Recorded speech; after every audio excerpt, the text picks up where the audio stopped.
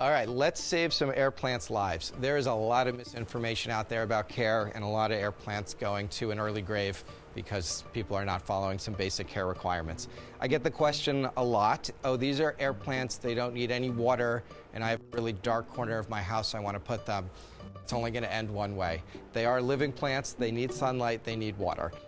I'm going to walk you through some simple tips that if you follow will greatly increase the happiness and longevity of your Tillandsia. So let's start at the most important, water. These plants do need water, and there's a lot of people thinking that just a little spritz from a mister once a month is going to do it. Unless you live in a tropical rainforest environment and they're getting a lot of fresh air, that's not going to cut it. Most of our indoor environments in particular are very dry and challenging for plants. The heating and the air conditioning and the lack of air circulation all really put a lot of pressure on plants, and Tillandsia will not thrive unless properly watered. What we've learned is actually a submerging or soaking of the plant is in fact the best way to give it a really full hydration. And our very simple routine that's kind of an average for all species is once a week for 6 to 12 hours. I'll often put them in when I go to sleep at night, take them out in the morning. You'll want a bowl of water that you can place your plant in. The water quality ideally would be filtered water, never distilled, which would kill them.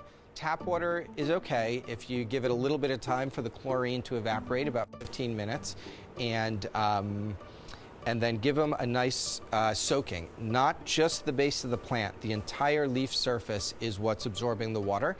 You don't have to keep pushing it down. It's okay if a leaf or two sticks up, but you really want the entire plant in the water 6 to 12 hours, once a week. If you follow that simple component, you'll notice a real increase in the happiness of the plant. If you place this in a bowl of water, you'll see a remarkable rehydration of the leaves where they'll become much more stiff and rigid as opposed to kind of curled up and curly.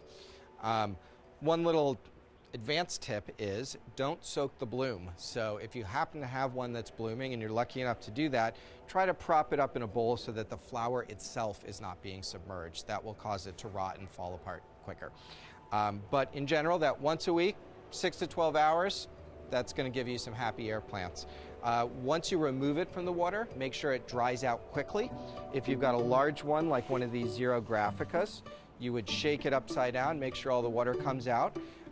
Smaller ones like this, it's a bit easier, but place it somewhere where there's some air circulation, maybe on a towel, and within 4 hours the plant should be completely dry. So that's the basics of watering.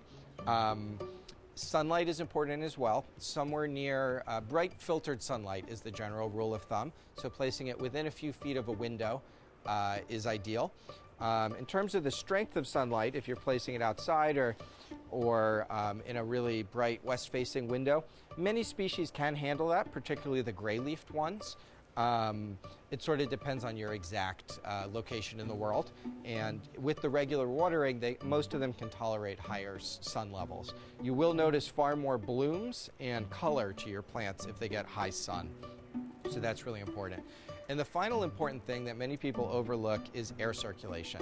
While we've had clients in Canada and Sweden and elsewhere keep their plants alive for many years, ideally you have them in a location where a little bit of fresh air is possible, where you can crack a window occasionally, maybe rotate them inside and outside.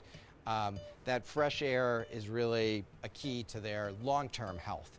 I've kind of listed in order what's going to kill it. No water is going to kill it the fastest, no sun will kill it next fastest, and the air circulation is the final one.